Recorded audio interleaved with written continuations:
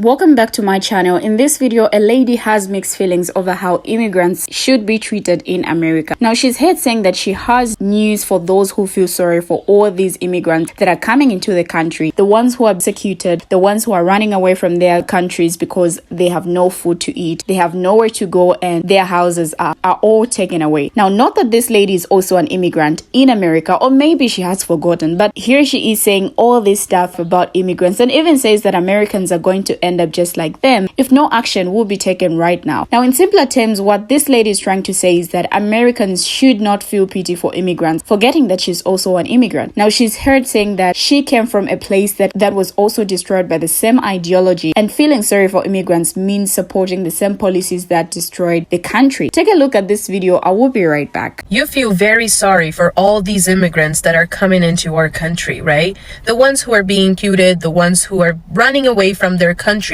because they have no food to eat, they have nowhere to go, their houses are all taken away. I know that you feel very, very sorry for them. But I got some flashing news for you. And I need you to listen, because I came from a place that was destroyed by the same ideology. You feel sorry for these people, but you're supporting the same policies that destroyed their country. We, Americans, are going to end up just like them if we don't start taking action right now. More than half of these immigrants come from Venezuela. Go ask them if they're able to purchase a farm in Venezuela. Go ask them why they're leaving their countries. Go ask them how many good citizens were killed by the state police that are now controlling everything, and you're not able to say what you need to say. You don't have any more freedom of speech. You just have to say amen to everything that Maduro says. And still, you want to stop American people from purchasing arms. Don't you understand that having the right to defend yourself, our Second Amendment, is actually protecting our First Amendment, the most important amendment of all? If we're not able to defend ourselves, our government can take away our most precious thing, which is our freedom. You keep promoting welfare like it's the best thing in the world. The government is actually so happy about it all because it's easy to control people when you give them some sort of money here and there, when you buy them their food. They actually want this from us. We need to run away for any type of welfare. I understand some people will need it eventually, but this got to be like for an urgent situation. We should not be celebrating welfare. You create debt in this country, and now you come up saying that you have solutions for it, and people are blindly accepting it. This type of government is the same type of government that destroyed Venezuela and other countries like mine, Brazil.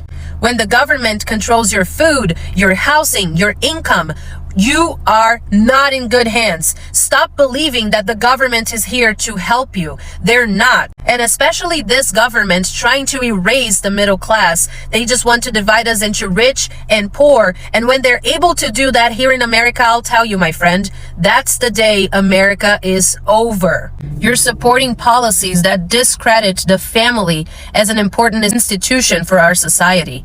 You're trying to take away parents' rights on their children. They've already infiltrated the press, they've already infiltrated schools and universities, and they're just ready for you all to give in. But we should not.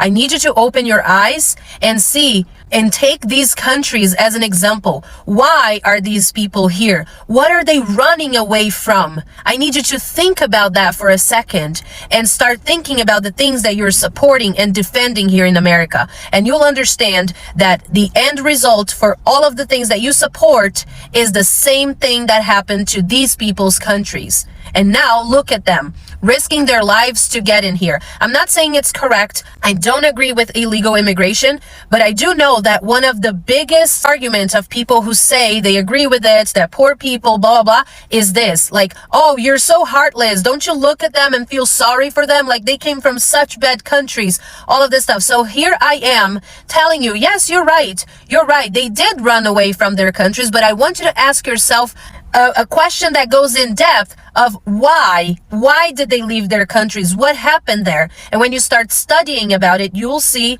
the truth. Now, every day all over the world, people make one of the most difficult decisions in their lives to leave their homes in search of a safer, better life. There are many reasons why people around the globe seek to rebuild their lives in a different country. Now, some people leave home to get a job or an education. Others are forced to flee persecution or human rights violations such as torture. Millions flee from armed conflicts or other crises or violence. Now, some no longer feel safe and might have been targeted just because of who they are or what they do or believe, for example, for their ethnicity, religion, sexuality, or political opinions. Now, these journeys, which all start with the hope for a better future, can also be full of danger and fear. Some people risk falling prey to human trafficking and other forms of exploitation. Some are detained by the authorities as soon as they arrive in a new country. Once they are settling in and start building a new life, many face daily racism, xenophobia, and discrimination. Now, some people end up feeling alone and isolated because they have lost the support network that most of us take for granted. Our communities, colleagues, relatives, and friends. There are just so many reasons why it might be too difficult or dangerous for people to stay in their own country. Now, for example, children, women, and men flee from violence, war, hunger, extreme poverty because of their sex or gender orientation, or from the consequences of climate change or other natural disasters. Now, often people will face a combination of these difficult circumstances. People who leave their countries are not always fleeing danger. They might believe that they have a better chance of finding work in another country because they have the education or capital to seek opportunities elsewhere. Others might want to join relatives or friends who are already living abroad, or they might seek to start or finish their education in another country. There are lots of different reasons for people to start a journey to build a life in a new country. Now, the terms refugee, asylum seeker, and migrant are used to describe people who are